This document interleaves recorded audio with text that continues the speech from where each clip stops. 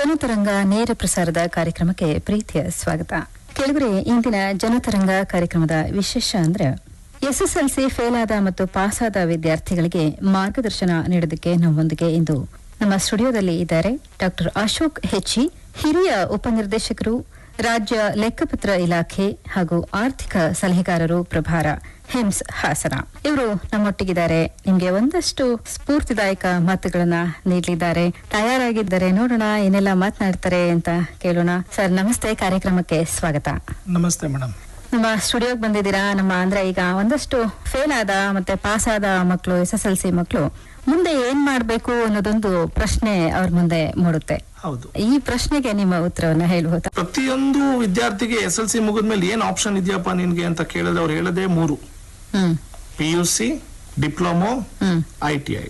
So PUC ಅಂದ್ರೆ ಏನು? Science, commerce, arts. Diploma ಅಂದ್ರೆ civil engineering, mechanical engineering, automobile, other ಇದು. ITI ಅಂದ್ರೆ ಎಲೆಕ್ಟ್ರಿಕಲ್ ಫಿಟರ್. ಈ 3 ಬಿಟ್ರೆ ಇನ್ನೇನು ಬೇರೆದನ್ನ ತುಂಬಾನೇ ಕಮ್ಮಿ. 99.99% ಈ 3 ಸ್ಟ್ರೀಮ್ಗಳು ಗೊತ್ತಿರುತ್ತೆ ಎಲ್ರಿಗೂ, ಇನ್ಕ್ಲೂಡಿಂಗ್ ಪೇರೆಂಟ್ಸ್ ಅಂಡ್ ಸ್ಟೂಡೆಂಟ್ಸ್. ಈ 4, 5, 6, 7ನೇ ಆಪ್ಷನ್ ನಾನು ಹೇಳ್ಬೇಕು ಅಂತ ಇದ್ದೀನಿ. ಯಾವ್ದು? 4ನೇ ಆಪ್ಷನ್ ಯಾವ್ದು ಅಂದ್ರೆ ಪ್ಯಾರಾಮೆಡಿಕಲ್ ಕೋರ್ಸಸ್ಗಳಂತ ಇದೆ. ಪ್ಯಾರಾಮೆಡಿಕಲ್ ಕೋರ್ಸಸ್ ಅಂದ ತಕ್ಷಣ ಯಾರೂನು ನಾರ್ಮಲ್ ಆಗಿ ಅದು PU ಆದ್ಮೇಲೂ ಇದೆ, ಡಿಗ್ರಿ ಆದ್ಮೇಲೂ ಇದೆ, SSLCಗೂ ಕೂಡ ಇದೆ. Diploma in laboratory, dialysis, radiology, physiotherapy ಅನ್ನೋ ವಿವಿಧ ಕೋರ್ಸ್ಗಳಿದೆ. ಅಂದ್ರೆ ಆ ಕಾಲೇಜ್ಗಳು ತುಂಬಾ ಕಮ್ಮಿ. ಸೊ ಅದನ್ನ ಅವ್ರು ಎಲ್ಲ ಸೆಲೆಕ್ಟ್ ಮಾಡಿ ಹೋಗಿ ಆಯ್ಕೆ ಮಾಡ್ಕೋಬೇಕು. ಇನ್ನ ಒಂದು vocational and skill based courses like hotel management, travel management, photography, fashion designing, beauty and wellness. ಈಗ ನಾವು ನೋಡಿದೀವಿ ಎಷ್ಟೊಂದ್ ಜನ MBA ಆದ್ಮೇಲೆ ಬ್ಯೂಟಿ ಅಂಡ್ ವೆಲ್ನೆಸ್ ಬರ್ತಾರೆ, ಫ್ಯಾಷನ್ ಡಿಸೈನಿಂಗ್ ಬರ್ತಾರೆ. ಸೊ ಇವಾಗಿಂದನೂ ಅವ್ರ ಇಂಟ್ರೆಸ್ಟ್ ಇದ್ರೆ ಆ ಕಡೆನೂ ಹೋಗ್ಬೋದು. ನಂತರ defence services madam, army, national defence academy, ಅದಕ್ಕೂ SSLC ಆದ್ಮೇಲೆ ಅದು ಒಂದು ಕ್ವಾಲಿಫೈಯಿಂಗ್ ಇದು. ರೈಲ್ವೇಸ್ ಅಲ್ಲಿ ಇದೆ. ರೈಲ್ವೇಸ್ ಅಲ್ಲೂ ಕೂಡ RRB ಅಂತ ಎಕ್ಸಾಮ್ ಮಾಡ್ತಾರೆ, ಅದರಿಂದ ಹೋಗ್ಬೋದು. SSLC ಮೇಲೇನೂ ಇದೆ. ಪೋಸ್ಟ್ ಆಫೀಸ್ ಗಳಲ್ಲಿ ಇದೆ SSLC ಆದ್ಮೇಲೆ. Distance education and online learning, this is very important. ಯಾವುದೇ ಒಬ್ಬ ವಿದ್ಯಾರ್ಥಿ SSLC ಆದ್ಮೇಲೆ ಅವರು ನಾನು 95% ತಗೊಂಡೆ, 99% ತಗೊಂಡೆ, ನನ್ನ ಲೈಫ್ ಸೆಟ್ಲ್ ಆಯ್ತು ಅನ್ನೋ ಭಾವನೆ ಬಿಡ್ಬೇಕು. ಯಾಕೆ ಅಂತ ಹೇಳ್ತೀನಿ ಅಂದ್ರೆ ಬಿಗಿನ್ಸ್ ಫ್ರಮ್ SSLC ಒಂದು ಸ್ಟೆಪ್ಪಿಂಗ್ ಸ್ಟೋನ್. ನೀವು ಒಂದು ಸ್ಟೆಪ್ ನ ಅಚೀವ್ ಮಾಡಿದೀರಾ, there are several steps in life. So ಅವ್ರು ಏನ್ ಮಾಡ್ಬೇಕು ಅಂದ್ರೆ, ತುಂಬಾ ಬ್ರಿಲಿಯಂಟ್ ಸ್ಟೂಡೆಂಟ್ಸ್ ಇದಾರೆ ಇವಾಗ, ಮಲ್ಟಿ ಟಾಸ್ಕಿಂಗ್ ಮಾಡ್ತಾರೆ. ಅಂತವರು distance education, online learning focus ಮಾಡ್ಬೇಕು ಅವ್ರ ಕರಿಯರ್ ಜೊತೆ. ಆ ಕರಿಯರ್ ಹೆಲ್ಪ್ ಆಗಂತದ್ದು ಲೈಕ್ KSY ಅಲ್ಲಿ ಬೇರೆ ಬೇರೆ ಇದು ಆಪ್ಷನ್ಸ್ ಗಳಿದೆ. ಆಮೇಲೆ ಸ್ವಯಂ ಅಂತ ಮೂಕ್ಸ್ ಅಂತ ಆನ್ಲೈನ್ ಕೋರ್ಸಸ್ ಇದೆ, ತುಂಬಾ ಚೆನ್ನಾಗಿದೆ. ಅದು ಎಲ್ಲ ಆನ್ಲೈನ್ ಅಲ್ಲೇ ರಿಜಿಸ್ಟರ್ ಆಗ್ಬೋದು, ಆನ್ಲೈನ್. ಅದಕ್ಕೆ ಯಾವುದೇ ರೀತಿ ಕಾಲೇಜಿಗೆ ಸೇರೋ ಅವಶ್ಯಕತೆ ಇಲ್ಲ. ಅಲಾಂಗ್ ವಿತ್ ದ ರೆಗ್ಯುಲರ್ ಏನ್ ಕೋರ್ಸ್ ಸೇರಿದ್ದಾರೆ ಅದಕ್ಕೆ ಯೂಸ್ ಆಗಂತಹ ಆನ್ಲೈನ್ ಕೋರ್ಸ್ಗಳನ್ನು ಅವರು ತಗೋಬಹುದು. ಸೊ ವರ್ಕ್ ಅಂತ ಬಂದ್ರೆ, ಸಪೋಸ್ ಯಾರಾದ್ರೂ SSLC ಆದ್ಮೇಲೆ ನನಗೆ ನಮ್ಮ ಮನೇಲಿ ತುಂಬಾ ಬಡತನ ಇದೆ, ವರ್ಕ್ಗೆ ಹೋಗ್ಬೇಕು ಅಂದ್ರೆ post office, police, electricity board, public sector undertakings, RRB, ನಾನಿಲ್ಲಿ ರೈಲ್ವೆ, ಡಿಫೆನ್ಸ್, ಇವುಗಳು ಇಮಿಡಿಯೇಟ್ ಜಾಬ್ ಬೇಕಾದವ್ರಿಗೆ ಆಪ್ಷನ್ಸ್ ಇದೆ. ಎಷ್ಟೋ ಮಕ್ಕಳು ಈಗ ಡಿಸ್ಟೆನ್ಸ್ ಎಜುಕೇಶನ್ ಅಂತ ಹೇಳಿದ್ರಲ್ಲ, ಡಿಸ್ಟೆನ್ಸ್ ಎಜುಕೇಶನ್ ಮಾಡಿದ್ರೆ ಮತ್ತೆ ಏನ್ ಮಾಡಬಹುದು, ಅದ್ರಲ್ಲಿ ಯಾವ ತರ ವ್ಯಾಲ್ಯೂಸ್ ಸಿಗುತ್ತೆ, ಇದಕ್ಕೂ ಅದಕ್ಕೂ ಡಿಫ್ರೆನ್ಸ್ ಅಂತ ಹೇಳ್ಬೋದು ಮೇಡಮ್. ಡಿಸ್ಟೆನ್ಸ್ ಎಜುಕೇಶನ್ಗೆ ಇವಾಗ ಮುಂಚೆ ಇತ್ತದು KSY ಅಲ್ಲಿ ಮಾಡಿದ್ರೆ ಗವರ್ಮೆಂಟ್ ಜಾಬ್ ಅಪ್ಲೈ ಮಾಡಕ್ ಆಗಲ್ಲ ಅಂತ ಇತ್ತು. ಇವಾಗ ನಮ್ಮ ಇಲಾಖೆಲೇನೆ group A officers direct recruitment ಇದೆ. ನೀವು KSY MCOM ಮಾಡಿದ್ರಿ, MBA ಫೈನಾನ್ಸ್ ಮಾಡಿದ್ರು ನೀವು ಅಪ್ಲೈ ಮಾಡಬಹುದು. ಸೊ ಇವಾಗ ಮಾನ್ಯತೆಗಳಿದೆ, ಅದನ್ನ ನೋಡ್ಕೊಂಡು ಮಾಡ್ಬೇಕು. ಮಾನ್ಯತೆ ಇಲ್ದೇ ಇರೋ ಯೂನಿವರ್ಸಿಟಿಗಳಲ್ಲಿ ಮಾಡಬಾರ್ದು. ಇದೇನ್ ನಾನು ಹೇಳ್ದೆ, ಇದಷ್ಟನ್ನು ಅವರು ಇನ್ನೂ ವೆರಿಫೈ ಮಾಡಿ, ಇದು ನಾವು ಜಸ್ಟ್ ಗಿವಿಂಗ್ ಅನ್ ಹಿಂಟ್. ಅವರು ಅದ್ರ ಬಗ್ಗೆ ಡೀಪ್ ಸ್ಟಡಿ ಮಾಡಿ, ಅಥವಾ ಅವರ ಕಸಿನ್ಸ್, ಅವರ ನೈಬರ್ಸ್ ಹತ್ರ ಯಾರು ಅದ್ರಲ್ಲಿ ವೆಲ್ವರ್ಸ್ ಇರ್ತಾರೆ ಕೇಳಿ ಮಾಹಿತಿನ ಗ್ಯಾದರ್ ಮಾಡಿ ದೆನ್ ಡಿಸಿಷನ್ ತಗೋ. ಏನೇನ್ ಮಾಡಬಹುದು ಅನ್ನೋದನ್ನ ನಾವು ಒಂದು ಹಿಂಟ್ ಕೊಡಬಹುದು. ಅವರು ಅದ್ರ ಬಗ್ಗೆ ವಿಚಾರ ಮಾಡಿ ಮುಂದುವರಿಯೋದು ಅವ್ರಿಗೆ ಸೂಕ್ತ. 2ನೇ ಅಂಶ ಕೇಳಿದ್ವಿ ಮ್ಯಾಮ್ ಇವತ್ತಿನ ಇದರಲ್ಲಿ. SSLC ಎಕ್ಸಾಮ್ 1 ಅಲ್ಲಿ ಕ್ಲಿಯರ್ ಆಗಿಲ್ದೇ ಇರೋರಿಗೆ, ಸೊ ಅವ್ರಿಗೆ ಏನ್ ಆಪ್ಷನ್ ಇದೆ SSLC ಎಕ್ಸಾಮ್ 2 and 3 ಅನ್ನೋದನ್ನ ವಿಶೇಷವಾಗಿ ನಾವು ಡಿಸ್ಕಸ್ ಮಾಡಲೇಬೇಕು. ಬಿಕಾಸ್ ಇದು ತುಂಬಾ ಇಂಪಾರ್ಟೆಂಟ್ ಟಾಪಿಕ್ ಈಗಿನ ಪರಿಸ್ಥಿತಿ ಅಥವಾ ಸಿನಾರಿಯೋಗೆ. ಹೌದು, ಎಷ್ಟೋ ಮಕ್ಕಳು ಫೇಲ್ ಆಗ್ಬಿಟ್ನಲ್ಲ, ಏನ್ ಮಾಡೋದು, ಅಥವಾ ಇನ್ಯಾರೋ ಫ್ರೆಂಡ್ಸಿಗೋ ಸಂಬಂಧಿಕರಿಗೋ ಹೇಗೆ ನಾನು ಮುಖ ತೋರಿಸೋದು ಅನ್ನೋ ಒಂದು ಯಾಕೆ ಈ ಅಳಕಬೇಕು, ಮತ್ತೆ ಓದಬಹುದು, ಬರಿಬಹುದು, ಇನ್ನು ಏನೇನೋ ಸಾಧನೆ ಮಾಡ್ಬೋದು ಅನ್ನೋದನ್ನ ಯಾಕೆ ಯೋಚನೆ ಮಾಡಲ್ಲ ಅನ್ನೋದು ಒಂದು ದೊಡ್ಡ ಪ್ರಶ್ನೆ ಆಗುತ್ತೆ. ನಿಜವಾಗ್ಲೂ ಸೊಸೈಟಿಲಿ SLC ರಿಸಲ್ಟ್ ಗಿರೋ ಇಂಪಾರ್ಟೆನ್ಸ್ ಬೇರೆ ರಿಸಲ್ಟ್ ಇಲ್ಲ. ಅವ್ನ್ ಡಿಗ್ರಿ ಹೋದಾಗ ಪಾಸ್ ಆದ್ನ ಫೇಲ್ ಆದ್ನ ಎಷ್ಟು ಸಬ್ಜೆಕ್ಟ್ ಹೋಯ್ತು ಅಂತ ಪಕ್ಕದ ಮನೆಯವರೆಲ್ಲ ಅವ್ರ ತಂದೆ ತಾಯಿ ಅಕ್ಕ ತಂಗಿಗೂ ಗೊತ್ತಿರಲ್ಲ. ಈ SLC ಮಾತ್ರ ಆತರ ಮಾಡ್ಬಿಟ್ಟಿದೆ ನಮ್ಮ ಕರ್ನಾಟಕದಲ್ಲಿ. ನನಗೆ ಗೊತ್ತಿರೋ ಪ್ರಕಾರ ನಾನು ಓದ ಟೈಮ್ ಇಂದನೂ ಅದೇ ಹೈಪ್ ಇದೆ SLC PUC ಗೆ. SLC ಎಕ್ಸಾಮ್ ಫೇಲ್ ಆದವರು, ಫಾರ್ ಎಕ್ಸಾಂಪಲ್ ಇವಾಗ ನನಗೆ 1 ಸಬ್ಜೆಕ್ಟ್ ಹೋಗಿದೆ, 2 ಸಬ್ಜೆಕ್ಟ್ ಹೋಗಿದೆ, 3 ಸಬ್ಜೆಕ್ಟ್ ಹೋದವರು ಧೃತಿಗೇಡ ಅವಶ್ಯಕತೆ ಇಲ್ಲ ಮೇಡಮ್. ನಿಜವಾಗ್ಲೂ ಇತ್ತೀಚಿನ ವಿದ್ಯಾರ್ಥಿಗಳಿಗೆ ನಾನು SSLC ಮಾಡ್ತಿದ್ದಾಗ ನಮ್ಗೆ ಅಕ್ಟೋಬರ್ ಕಾಯ್ಬೇಕಿತ್ತು ಸಪ್ಲಿಮೆಂಟರಿ ಅಂದ್ರೆ 1 ವರ್ಷ ನನ್ಗೆ ವೇಸ್ಟ್ ಆಗ್ತಿತ್ತು. ಸೊ ಈಗಿನ ವಿದ್ಯಾರ್ಥಿಗಳಿಗೆ ನಾನು ಹೇಳೋದೇನಂದ್ರೆ ತುಂಬಾನೇ ನಿಜವಾಗ್ಲೂ ಅದೃಷ್ಟವಂತರು ಆ ವಿಷಯದಲ್ಲಿ. ಯಾಕೆಂದ್ರೆ ಎಕ್ಸಾಮ್ 1 ಮುಗಿದ್ಮೇಲೆ ಎಕ್ಸಾಮ್ 2 ಮುಗಿದ್ಮೇಲೆ ಎಕ್ಸಾಮ್ 3 ಇದೆ.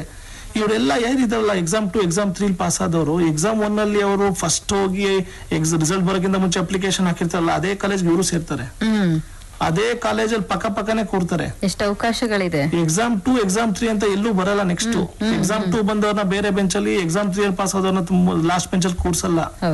ಸೊ ವಿದ್ಯಾರ್ಥಿಗಳಿಗೆ ಫಸ್ಟ್ ಅದ್ ಗೊತ್ತಾಗ್ಬೇಕು. ಎಕ್ಸಾಮ್ 1 ಅಲ್ಲಿ ಫೇಲ್ ಆದ್ರೆ ನೋ, ಲೈಫ್ ಮುಗಿಲಿಲ್ಲ. ಎಕ್ಸಾಮ್ 2 ಎಕ್ಸಾಮ್ 3 ಅಂತ ಮಾಡಿರೋದೇ ಸರ್ಕಾರ.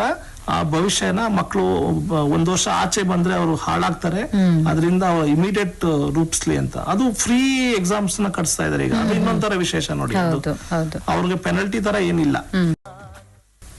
ಜನತರಂಗ ಕಾರ್ಯಕ್ರಮದಲ್ಲಿ ನಾವಿದ್ವಿ, ಒಂದು ಸ್ಟೋರಿನ ಹೇಳ್ತೀನಿ ಅಂತ ಹೇಳ್ತಾ ಇದ್ರಿ ಸರ್, ಹೇಳಿ. ಮೇಡಮ್, ಅದು ಇವಾಗ ನಾವು SLC ಫೇಲ್ ಆಗಿರೋ ಮಕ್ಳಿಗೆನೆ ಒಂದು ಏನೇನ್ ಮಾಡ್ಬೇಕು ಅಂತ ಹೇಳಿದ್ವಿ. ಆ ಫೇಲ್ ಆಗಿರೋ ಮಕ್ಳಿಗೆ ಹಲವಾರು ನಿದರ್ಶನಗಳು ಅವ್ರ ಮನೆ ಅಕ್ಕಪಕ್ಕನೆ ಇದೆ ಅನ್ನೋದಕ್ಕೆ ಹಲವಾರು ನಿದರ್ಶನಗಳು ಗೊತ್ತಿರುತ್ತೆ ಅವ್ರಿಗೆ. ನಂದು ಒಂದು ಪರ್ಸನಲ್ ಎಕ್ಸ್ಪೀರಿಯನ್ಸ್ ಇದೆ. ಸೊ ಫೇಲ್ ಆದ ಮಕ್ಕಳ ಕೆಟಗರಿಗೆ ನಾನು ಕೂಡ ಸೇರ್ತೀನಿ. ಸೊ ಹಾಗಾಗಿ ಇವತ್ತು ಆಕ್ಚುಲಿ ನೀವು ಕರೆದ ತಕ್ಷಣನೇ ಬಂದಿದ್ದು ಅದಕ್ಕೋಸ್ಕರ. ಯಾಕೆಂದ್ರೆ ಫೇಲ್ ಆದ ಮಕ್ಕಳುಗಳು ನಾನು ಆ ಕ್ಯಾಟಗರಿಯಿಂದಾನೇ ಬಂದವನು ಮೇಡಮ್. ಹಾಗಾಗಿ ನಾನು ಅದನ್ನ ಹೇಳಲೇಬೇಕು. ನೋವು ಸಹ ನಿಮ್ಗೊಂದು ಇದೆ 100% ಇದೆ. ಮಕ್ಕಳ ನನ್ಗೆ ಯಾರಾದ್ರೂ ನೀವು ಕೇಳಿಸ್ಕೊತಾ ಇದ್ರೆ ಫೇಲ್ ಆದವರು, ನಾನು ಕೂಡ SSLC ಅಲ್ಲಿ ಒಳ್ಳೆ ಮಾರ್ಕ್ಸ್ ತೆಗೆದೆ, 73-74% ಇನ್ 2000 ಇಯರ್ ಅಲ್ಲಿ. ಸೇಮ್ ಇದೇ ತರ ಆಯ್ತು. ನಮ್ಮ ತಂದೆಗೆ ಯಾರೋ ಹೇಳಿದ್ರು ಸೈನ್ಸ್ 90, ಮ್ಯಾಥ್ಸ್ 93, ಸೈನ್ಸ್ 77 ತೆಗ್ದಿದ್ದಾನೆ, ಸೈನ್ಸ್ ಹಾಕಿ ಅಂತ. ಸೊ ನಾನು ಸೈನ್ಸ್ ತಗೊಂಡೆ. ಪ್ರಾಬಬ್ಲಿ ನನ್ಗೆ ಅದು ಅವಾಗ ಸೈನ್ಸ್ ಒಳಗೆ ಇಷ್ಟ ಇತ್ತು, ಬಟ್ ಎಲ್ಲೋ ಹೊರಗಡೆ ಹೋಗೋದಕ್ಕೆ ಇಷ್ಟ ಇರಲಿಲ್ಲ. ಹೋದೆ. ಪ್ರಥಮ PUC ನ ಅವರೇ ಪಾಸ್ ಮಾಡಿದ್ರು. ದ್ವಿತೀಯ PUC ಲಿ ಕೆಮಿಸ್ಟ್ರಿ ಬಯಾಲಜಿ 2 ಸಬ್ಜೆಕ್ಟ್ ಹೋಯ್ತು.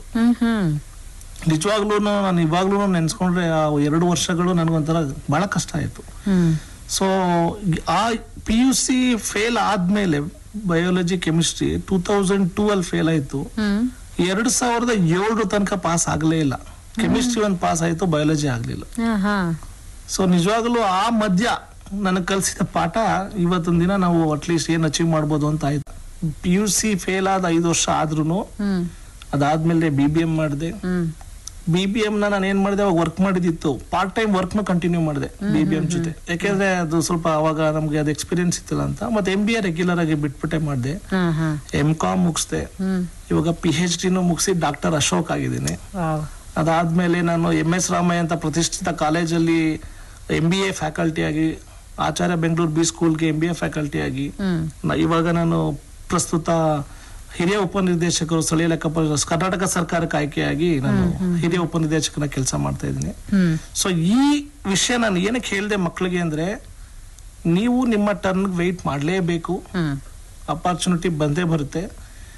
ನಮ್ಗೇನಂದ್ರೆ ಕಮಿಟ್ಮೆಂಟ್ ಅಂಡ್ ಸಿನ್ಸಿಯಾರಿಟಿ ಇರಬೇಕು. ಯಾವುದೇ ವರ್ಕ್ ಆದ್ರೂ ಬದ್ಧತೆ 100%. ಅದಿದ್ದು ನಿಮ್ಮ ಕೆಲಸನ ಪ್ರಾಮಾಣಿಕವಾಗಿ ಮಾಡಿದ್ರೆ ಯಾರು ಬೇಕಾದ್ರೂ ಸಕ್ಸಸ್ನ ಗಳಿಸ್ಬೋದು. ಕೆಲವೊಬ್ಬರಿಗೆ ಬೇಗ ಸಿಗುತ್ತೆ ಸಕ್ಸಸ್, ಕೆಲವೊಬ್ಬರಿಗೆ ಲೇಟಾಗಿ ಸಿಗುತ್ತೆ. ವಿದ್ಯಾರ್ಥಿಗಳೇ ಎದೆಗುಂದಬೇಡಿ. 100% ನೀವು ಫೇಲ್ ಆಗಿರೋದೇ ನಿಮಗೆ ಜೀವನದ ಒಂದು ಪಾಠ ಖಂಡಿತ ಅಂತ ನಾನು ಹೇಳಲಿಕ್ಕೆ ಇಷ್ಟಪಡ್ತೇನೆ. ಅಂದ್ರೆ ಎಲ್ಲೂ ಬೇಸರಿಸಿಕೊಳ್ತಾನೆ ಏನೋ ನಮ್ಮ ಶ್ರದ್ಧೆ, ನಮ್ಮ ಏನೋ ವಿವೇಕ ಇರುತ್ತೆ, ಅದನ್ನೊಂದು ಸ್ವಲ್ಪ ಉಪಯೋಗಿಸಿ ಯೋಚನೆ ಮಾಡಿ ಒಂದು ಒಳ್ಳೆಯ ನಿರ್ಧಾರಕ್ಕೆ ಬಂದು ಮುನ್ನುಗ್ಗಿದ್ರೆ ಏನೋ ಒಂದು ಸಾಧನೆ ಮಾಡೋದಕ್ಕೆ ಪ್ರತಿಯೊಬ್ಬ ವ್ಯಕ್ತಿಯಲ್ಲೂ ಅವ್ರದೇ ಆದಂತಹ ಒಂದು ರೀತಿಯಲ್ಲಿ ಸಾಧನೆಗೆ ಒಂದು ದಾರಿ ಇದ್ದೇ ಇರುತ್ತೆ.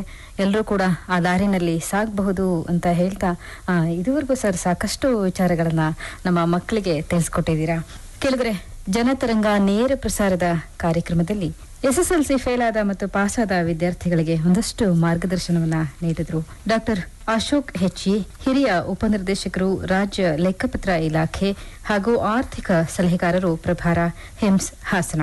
ಸರ್, ಇದುವರೆಗೂ ನಮ್ಮ ಹಾಸನ ಆಕಾಶವಾಣಿಗೆ ಬಂದು ನಮ್ಮ ಮಕ್ಕಳಿಗೆ ಒಂದಷ್ಟು ವಿಚಾರಗಳನ್ನ ತಿಳಿಸೋದಕ್ಕಾಗಿ ಧನ್ಯವಾದಗಳು. ನಮಸ್ಕಾರ. Thank you.